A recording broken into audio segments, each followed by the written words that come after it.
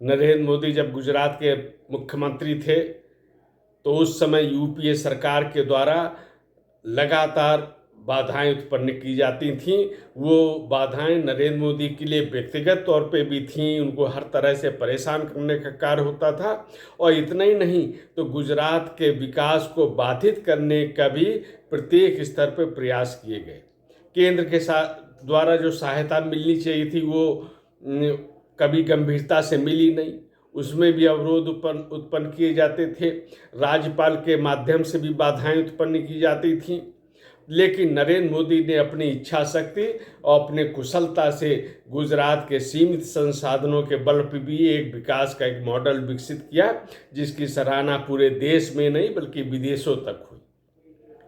इसी अनुभव के आधार पर जब नरेंद्र मोदी प्रधानमंत्री बने तो उनका ये जो दलगत आधार पर जो राज्यों के साथ भेदभाव होता है उसको समाप्त करना चाहिए, और वो समाप्त करके उन्होंने दिखा भी दिया। नीति आयोग की स्थापना की, राज्यों की उसमें हिस्सेदारी हुई, मुख्यमंत्री उसमें अपनी पूरी बात रखने में स्वतंत्र हो गए। पूरी सहायता राशि जो केंद्र से मिलती थी उसको अभूतपूर्व ढंग से बढ़ाया गया। संविधान निर्माताओं की इच्छा भी यही थी। उन्होंने भारत में संघात्मक शासन व्यवस्था लागू की थी। केंद्र के भी अधिकार हैं और प्रदेशों के भी अधिकार हैं। संविधान निर्माता चाहते थे कि देश का हित सर्वोच्च होना चाहिए, यानी कि राज्य भी और केंद्र भी अगर सहयोग के साथ चलें, कम से कम दलगत मतभेद हो, अलग अलग सरकारें होंगी, ये स्वाभाविक है, प्रजातंत्र है, लेकिन जन कल्याण की दृष्टि से, लोक कल्याण की दृष्टि से, विकास की दृष्टि से ये कम से कम इस पे एक सहमति होनी चाहिए। इस तरह का एक सहयोगी संघवाद की उन्होंने कल्पना की थी।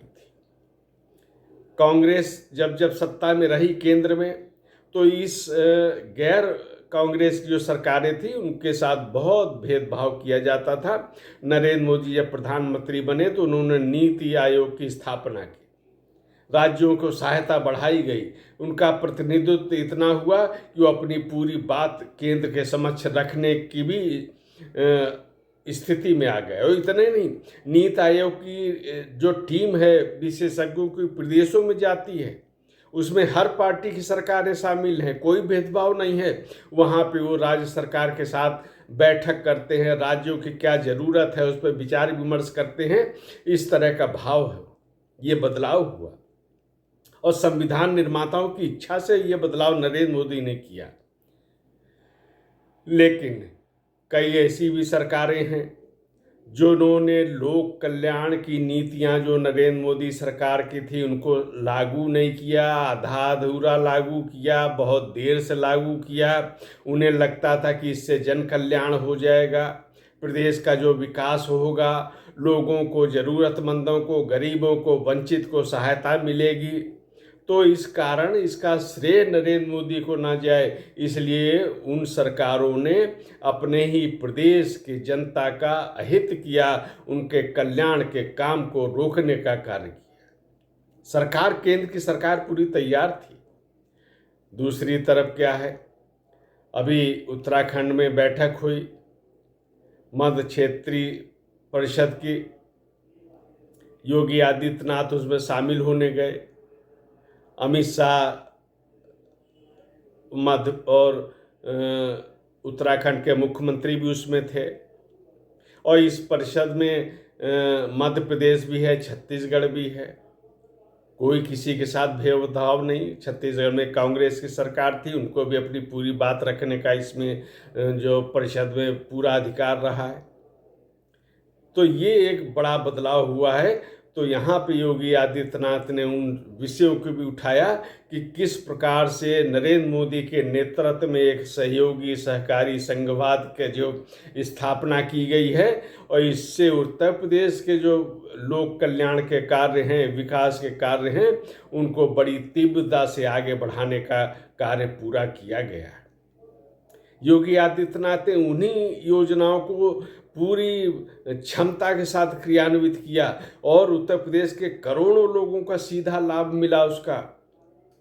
किसानों को, चाहे किसान सम्मान निधि हो, चाहे गरीबों के आवास का निर्माण हो, शौचालय निर्माण हो, मेडिकल कॉलेज के निर्माण हो, तो ऐसी अनगिनत योजनाएं जो केंद्र की हैं, उज्ज्वला योजना, बिजली कनेक्शन योजना, राशन योजना, इन सब में एक प्रकार से उत्तर प्रदेश ने नंबर 1 की स्थिति पे पहुंचने का कार्य भी सफलतापूर्वक इसको अर्जित किया है।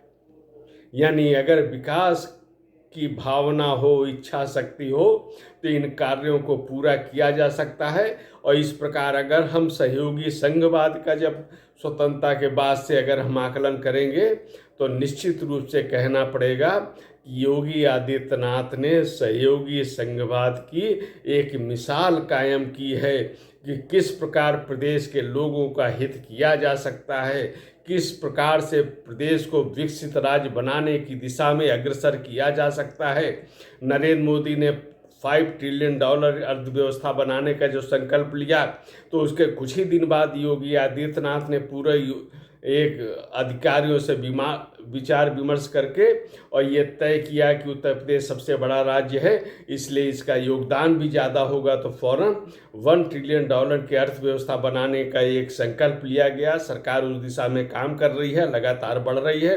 तो इस प्रकार सहयोगी संघवाद का एक जो मॉडल है वो निश्चित रूप से संविधान की दृष्टि से भी बहुत महत्वपूर्ण है और जनहित के दृष्टि से भी इसका एक महत्व है। एक विकास का एक मॉडल के रूप में भी यह प्रतिष्ठित है।